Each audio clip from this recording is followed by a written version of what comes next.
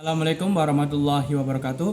Perkenalkan, nama saya Muhammad Bagus Mubarok dari Prodi D3 Teknik Mesin Politeknik Harapan Bersama. Pada kesempatan kali ini, saya akan menjelaskan alat-alat kerja bangku dan fungsinya. Yang pertama, ragum. Ragum adalah alat genggam yang dipasang pada meja kerja dengan dua rahang penjepit untuk menahan objek kerja tetap di tempat. Berfungsi untuk menahan benda kerja selama operasi seperti penggergajian, pengelasan, pengamplasan, atau pengobaran. Yang kedua, ada kikir. Kikir adalah alat perkakas tangan yang berguna untuk pengikisan benda kerja. Kegunaan kikir pada pekerjaan untuk meratakan dan menghaluskan suatu bidang, membuat rata dan menyiku antara bidang satu dengan bidang lainnya, membuat rata dan sejajar, membuat bidang-bidang berbentuk, dan sebagainya. Ada macam-macam kikir. Yang pertama, berbentuk kotak dan pipih.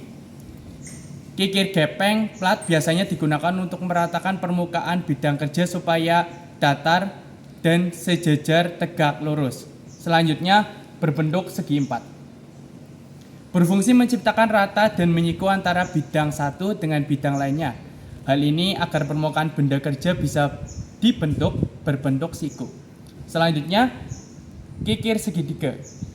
Sama seperti namanya, Phillips triangle memiliki bentuk segitiga dengan ujungnya berbentuk 60 derajat atau lebih besar. Selanjutnya ada kikir pisau. Adalah jenis kikir yang sekilas mirip dengan pisau. Salah satu sisi kikir pisau memiliki ketebalan yang pipih, sedangkan pada sisi yang lainnya lebih sedikit tebal. Kikir ini berfungsi untuk menghaluskan sebuah sudut 60 derajat atau yang lebih kecil di bawahnya. Untuk selanjutnya ada gergaji.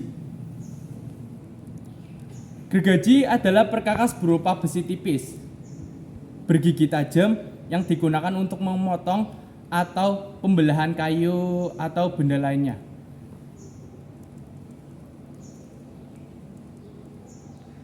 Untuk gergaji ini sendiri digunakan untuk memotong benda berbahan logam seperti besi, disebut gergaji besi karena biasanya benda berbahan logam disebut besi. Selama logam, gergaji ini juga digunakan untuk memotong bahan lain seperti PVC dan juga kayu. Untuk alat selanjutnya ada penitik. Alatnya seperti ini. Penitik adalah suatu alat yang digunakan untuk membuat tanda berupa titik pusat atau titik garis. Berfungsi dalam pembuatan titik pusat ini pada umumnya digunakan untuk mempermudah pekerjaan pengeboran dengan melakukan penitikan pada benda kerja yang akan dibor, maka mata bor tidak akan meleset atau penggeseran dari sasaran. Untuk selanjutnya ada palu.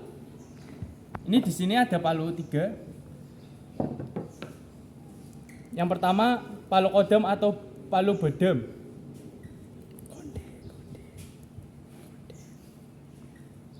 Dan yang di sini adalah palu konde atau palu bulat. Bentuk wujud kepala palu ini bulat seperti konde, maka banyak digunakan dengan palu konde. Bagian depannya datar, bagian yang datar berfungsi untuk memukul, sedangkan bagian yang bulat dapat digunakan untuk membuat cengkungan pada benda. Yang selanjutnya kita lihat ada palu karet. Kepala palu karet terbuat dari bahan karet keras, digunakan untuk memukul logam pada pekerjaan mekanik agar logam tersebut tidak rusak. Bidang otomotif banyak menggunakan palu ini untuk pekerjaan yang berhubungan dengan mekanik pada mesin otomotif. Juga banyak dipakai oleh pekerja pembuat plat nomor kendaraan untuk mencetak nomor. Untuk selanjutnya ada palu kayu. Palu kayu ini terbuat dari 100% kayu dan biasa digunakan pada alat kerja bangku. Selanjutnya